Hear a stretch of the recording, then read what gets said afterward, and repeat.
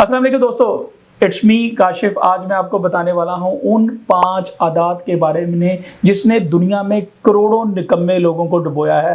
वो अपनी ज़िंदगी में इन 5 आदात की वजह से कामयाब हो ही नहीं सके। हमने रिसर्च किया और इन 5 आदात को आपके लिए निकाल कर लाए हैं ताकि आप इन आदात से बच सकें और ज़िंदगी में कामयाब हो सके। सबसे बड़ी और सबसे ख़तरनाक आदत है प्रोक्रेस्टिनेशन, जिसको हम उर्दू में तख़ीर कहते हैं। हम अपने टाइम को प्रॉपर्ली मैनेज नहीं कर पाते और चले जाते हैं अपने कंफर्ट जोन में, जिसमें हम प्रोक्रेस्टिनेशन का शिकार हो जाते हैं, जिसमें हम चीज़ों को तख़ीर में ले जाते हैं, कामों को टालते जाते हैं और होता क्या है कि हम अपने गोल से, अपनी सक्सेस से दूर होते जाते हैं और तबाह हो जाते हैं। दोस्तों, इससे बचने के लिए अपने गोल्स को क्लियर देखें, टू डू लिस्ट बनाएं। उस लिस्ट में आप ये लिखें कि मुझे क्या करना है, मुझे कैसे करना है। अपने गोल्स को रोज़ाना याद करें और अपने टाइम को प्रॉपर्ली मैनेज करके प्रोक्रेस्टिनेशन से बाहर आ जाएं। स्टेप 2 बहुत इंपॉर्टेंट, ये है लैक ऑफ एक्सरसाइज। हम जिंदगी में इतने मसरूफ़ हो जाते हैं कि ज़िंदगी का एक बहुत इंपॉर्टेंट काम एक्सरसाइज छोड़ देते हैं।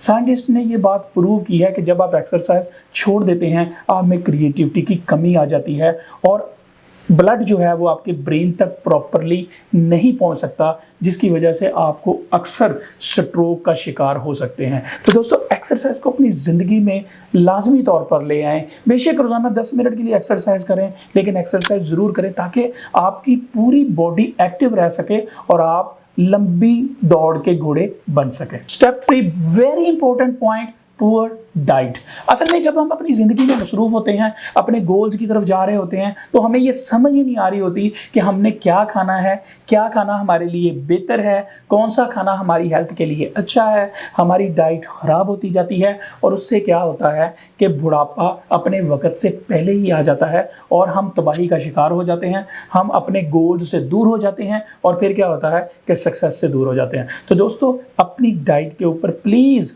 बहुत ज़्यादा फोकस करें। ऐसी डाइट खाएं जो आपको मोटापे की तरफ ना लेके जाए और एक अच्छी बॉडी की तरफ लेके जाए। स्टेप 4 और बहुत इंपॉर्टेंट स्टेप है, मैं तो इसको बेसिकली ईगो कहता होता हूँ। इस स्टेप का नाम है नॉट सीकिंग हेल्प। ज़िंदगी में हम अपने आप को हरफन मौला समझना शुरू कर देते हैं। हम कहते हैं यार जो काम है ना मुझे ही आता है, किसी और को आता ही नहीं है। नॉट सीकिंग हेल्प, कभी भी मदद के लिए ना पुकारना। जब हम ऑफिस में काम कर रहे होते हैं तो हमें अगर कोई चीज़ सिस्टम में नहीं आती तो हम समझते हैं कि अपने से निचले स्टाफ से यार मैं कभी नहीं पूछूंगा, मैं कभी नहीं सीखूंगा, क्योंकि ये तो मेरा निचला स्टाफ है, मुझे तो ये सारा काम आता है। इसी वजह से आप सीखने से दूर रह जाते हैं। दोस्तों, अगर ज़िंदगी में आप हेल्प लेते रहेंगे तो आप ज़िंदगी में कामयाब होते जाएंगे।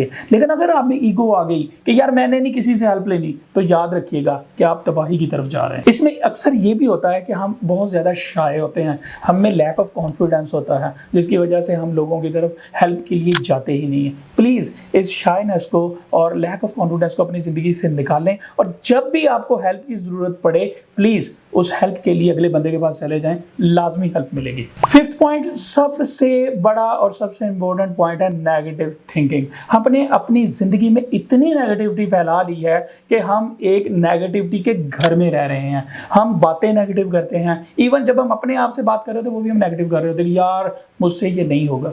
सर, ये बिल्कुल रॉन्ग कंसेप्ट है।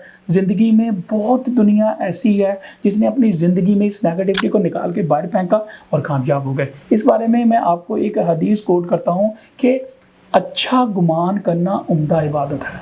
नबी पाक सल्लल्लाहु अलैहि वसल्लम ने ये बात हमें इसलिए बताई कि कभी नेगेटिविटी में मत पड़ो, हमेशा अच्छा सोचो। अच्छा सोचोगे इबादत में भी आएगा और ज़िंदगी में से नेगेटिविटी निकल जाएगी और कामयाबी भागती हुई आपके पास आएगी।